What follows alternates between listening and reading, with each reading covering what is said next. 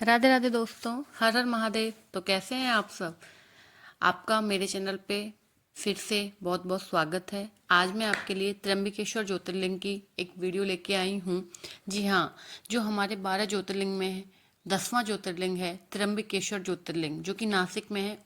तो आज मैं उसी के रिलेटेड इस वीडियो को लेकर आई हूँ, जिसमें मैं आपको बताऊंगी कि किस प्रकार से आपको वहां पहुंचना है, आपके रुकने की व्यवस्था क्या हो सकती है और कहाँ कहाँ हो सकती है, उसके प्राइस कितना हो सकता है, खाने पीने की क्या व्यवस्था है, मंदिर में दर्शन का क्या सही तरीका है, और ज्योतिर्लिंग के दर्शन के अलावा और वहाँ क्या क्या जगह हैं जहाँ आप घूम सकते हैं, वहाँ के लिए आपको कितना समय चाहिए, एंड बस का टैक्सी का कितना किराया हो सकता है, एंड वीडियो के लास्ट में बताएंगे कि आपका टोटल बजट कितना होगा, किस मौसम में या किस समय आपको यहाँ आना अच्छा रहेगा, एंड कितने दिन की ट्रिप इसके लिए आपको बनानी चाहिए। तो दोस्तों, समय ना खराब करते हुए आगे बढ़ते हैं अपनी वीडियो में। तो दोस्तों, मैं सबसे पहले बताऊंगी कि किस प्रकार से आपको यहाँ पहुँचना है। तो दोस्तों, ये जो ज्योतिर्लिंग है ये नासिक में बसा हुआ है।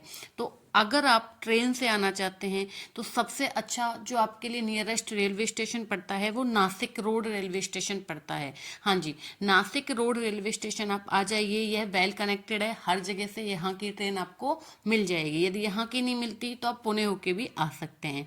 दोस्तों, यहाँ के जो रेलवे स्टेशन है इसके पास में ही एक बस स्टैंड है, जहां से आपको एक ग्रीन कलर की बस मिल जाएगी। यदि वहां से बस नहीं मिलती तो आप ऑटो लीजिए, 10 रुपये ऑटो वाला चार्ज करेगा और आप आ जाइए सीडीसी बस स्टैंड। यहाँ से आपको रेड कलर की सिटी बस मिलेगी, जो आपको सीधा त्र्यंबकेश्वर ज्योतिर्लिंग के पास छोड़ेगी। यदि आप प्लेन से आना चाहते हैं दोस्तों, तो नासिक एयरपोर्ट है, आप वहां आ सकते हैं।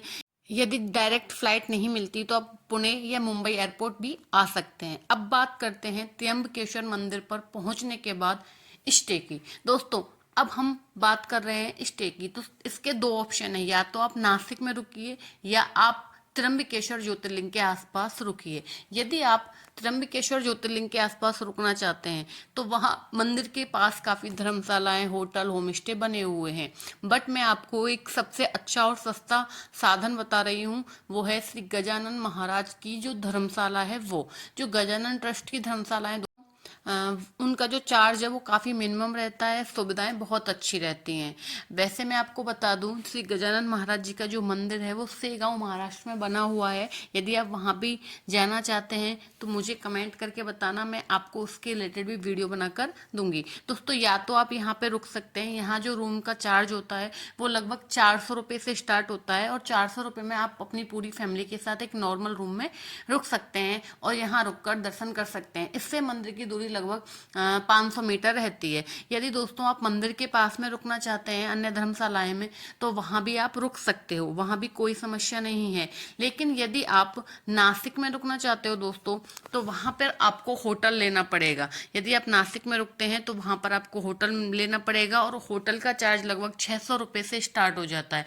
दोस्तों, 600 रुपये में आपको मिलेगा नॉन एसी रूम, एंड 800 रुपये में मिल जाएगा एसी रूम। अगर आप धर्मशाला लेना चाहते हैं तो वो भी 500 से 600 रुपये में स्टार्ट होकर के 2000 रुपये में आपको एक अच्छी धर्मशाला मिल जाएगी। दोस्तों, बात करते हैं अब हम नासिक में किस प्रकार से आपको दर्शन करने हैं। दोस्तों, यदि आप चाहो तो सबसे पहले ज्योतिर्लिंग के दर्शन कर सकते हो, और ज्योतिर्लिंग के पास में जो स्थान है उनके दर्शन कर सकते हो। और आप चाहो तो पहले नासिक में जो स्थान है उन पर दर्शन कीजिए, बाद में वहां जाइए। नासिक से त्र्यंबकेश्वर की दूरी लगभग 30 किलोमीटर है।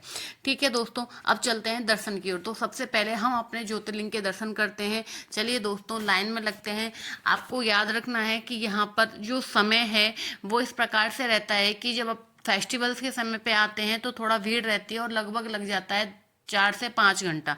लेकिन यदि आप नॉर्मल डेज में आते हो तो यहाँ पर आपको भीड़ थोड़ा कम मिलेगी, जिसके कारण आपके जो दर्शन है वो 2 से 2.5 घंटे में हो जाएंगे। दोस्तों हम सब जयकारा लगाते हैं शिव जी के नाम का और चलते हैं दर्शन की तरफ। आप सब लाइन में लगिए और शिव जी के दर्शन कीजिए। दोस्तों, इस भवन में जो अंदर लाइन लगती है उसमें भी काफ़ी अच्छे से सुविधा है और काफ़ी अच्छे से बनाया हुआ है, जिससे कि किसी भी भक्त को कोई प्रॉब्लम नहीं होती है। दोस्तों, आप सब श्री ज्योतिर्लिंग के दर्शन कीजिए एंड जोर का जयकारा लगाइए महादेव जी की।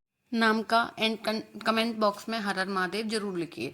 दोस्तों यदि आपको मेरी वीडियो अच्छी लगती है तो जरूर लाइक शेयर एंड सब्सक्राइब कीजिए। दोस्तों अब चलते हैं अपने अगले स्थान पर। दोस्तों नासिक का जो ज्योतिर्लिंग है, उस ज्योतिर्लिंग के पास में ही एक ब्रह्मगिरी पर्वत पड़ता है। दोस्तों आप अगर वहां जाना चाहते हैं तो वहां जा सकते हैं। ये जो सीनरी आपको दिख रही है, ये सिर्फ बारिश के मौसम में दिखाई देती है। जब जो बारिश का मौसम रहता है तो उसमें यहाँ के जो दृश्य हैं बहुत अच्छे रहते हैं।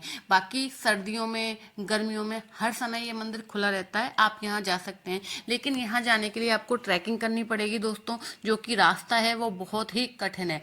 थोड़ा रास्ता बहुत अच्छा है, सीढ़ियाँ बनी हुई हैं, बाकी रास्ता कठिन है। यहाँ से गोदावरी माता का उद्गम स्थल है। ये जो दृश्य देख रहे हैं आप, इस ब्रह्मगिरी पर्वत से ही गोदावरी माँ निकल रही है और यहाँ पर उनका एक मंदिर भी बना हुआ है। इस पहाड़ी के एक और गोदावरी माँ का उद्गम स्थल है और दूसरी ओर है जटाधारी शिव का मंदिर। जी हाँ, ऐसा बताते हैं दोस्तों कि एक बार शिव जी ने यहाँ पर अपनी जटाएं पटकी थी, क्योंकि जो गोदावरी माँ थी वो लुप्त हो रही थी। उन्हें बचाने के लिए और संसार का उद्धार करने के लिए ही शिव जी ने ऐसा किया था। तो दोस्तों आप यहाँ से जल भी लेके जा सकते हैं, यहाँ पर कैन के छोटे छोटे मंदिर भी मिल जाते हैं और जटाधारी जो जटा मंदिर है उसके भी आप दर्शन कीजिए। दोस्तों यहाँ पर वो स्थान बना हुआ है और जो शिव जी की जटाएं हैं उनके भी यहाँ पर निशान बने हुए हैं दोस्तों, तो यहाँ पर भी आप अवश्य दर्शन कीजिए।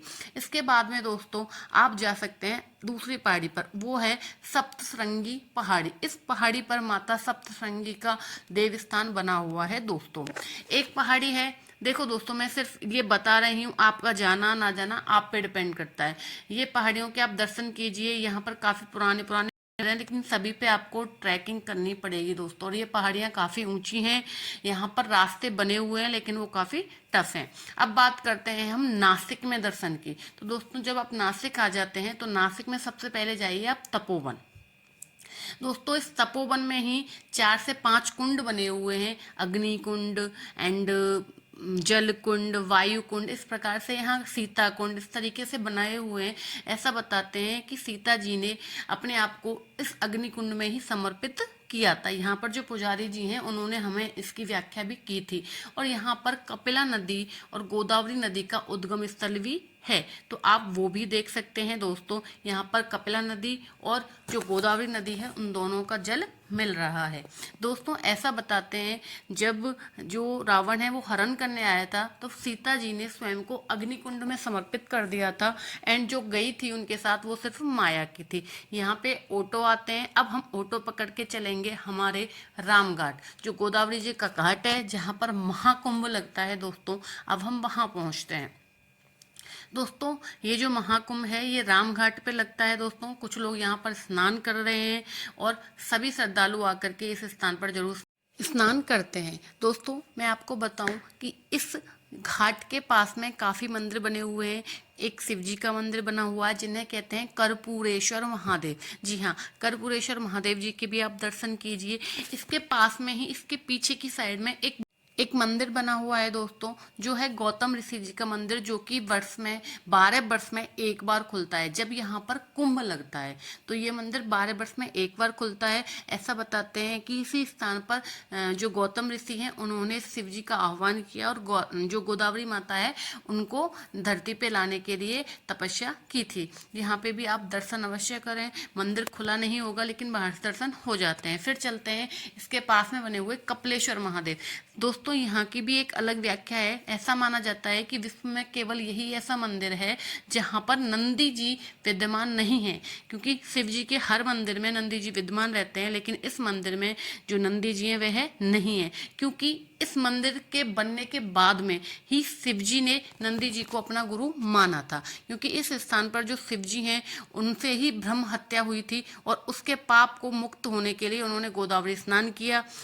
उसके बाद में उन्होंने नंदी जी को अपना गुरु माना था। फिर चलते हैं दोस्तों सीता गुफा की तरफ, जो कि पंचवटी में है। इस घाट से थोड़ी ही दूरी पर पंचवटी है दोस्तों, वहाँ पे आप सीता गुफा के दर्शन करेंगे। ऐसा बताते हैं जब अहिरावण आया था तो सीता जी इस गुफा में काफ़ी समय तक रही थी। यहीं पे उनका श्रृंगार कक्ष, उनके पूजा का जो भी स्थान है, वहाँ पे एक शिव जी की प्रतिमा भी, मूर्ति भी बनी हुई है और यहीं पे वो पूजा करती थी दोस्तों। उसके बाद चलेंगे दोस्तों हम पंचवटी। पंचवटी में क्या है दोस्तों, 5 बरगद के पेड़ हैं। इन पेड़ों की वहाँ व्याख्या भी लिखी हुई है और 5 बरगद के पेड़ होने के कारण ही इस स्थान को पंचवटी कहा गया है। पंचवटी में काफ़ी मंदिर बने हुए हैं, आप उन सभी मंदिर के दर्शन कर सकते हैं। इससे थोड़ी ही आगे चलने पर एक मंदिर आता है काले राम जी का और एक मंदिर आता है गोरे राम जी का, तो आप उनके भी अवश्य दर्शन कीजिए। चलिए दोस्तों, मैं आपको उनके भी दर्शन कराती हूँ, लेकिन उससे पहले एक और बात है कि जो पंचवटी है, 1 रुपये में एक एग्जीबिशन लगता है जहाँ पे आप जो राम जी की जो लीलाएं रही थी उनके दर्शन कर सकते हैं। दोस्तों चलिए अब सबसे पहले चलते हैं गोरे राम जी के दर्शन करने के लिए। ये जो मंदिर है संगमरमर की प्रतिमा है इसमें, इस वजह से इन्हें गोरे राम कहा गया है। फिर है काले राम जी का मंदिर। ये मंदिर जो है ये काले पत्थर से बना हुआ है और बहुत ही भव्य है और सभी जो मूर्तियां हैं वो भी यहाँ काले पत्थर से बनी हुई हैं, इसी कारण से इसे काले राम जी का मंदिर कहा गया है। दोस्तों ये मंदिर लगभग 200 वर्ष पुराना है, तो यदि आप आ रहे हैं तो अपनी लिस्ट में इस मंदिर को अवश्य रखिएगा। दोस्तों इसी प्रकार नासिक में और भी काफ़ी सारे मंदिर हैं, आप उनके भी दर्शन कीजिए। दोस्तों इसी के साथ वीडियो को मैं समाप्त करती हूँ। प्लीज़ अगर आपको वीडियो अच्छी लगी है, आपको कोई कमी लगी है तो आप कमेंट करना, एंड अच्छी लगी है तो लाइक कर देना, शेयर कर देना और खूब सारे हर हर महादेव के कमेंट भी करना। ओके दोस्तों, बाय बाय।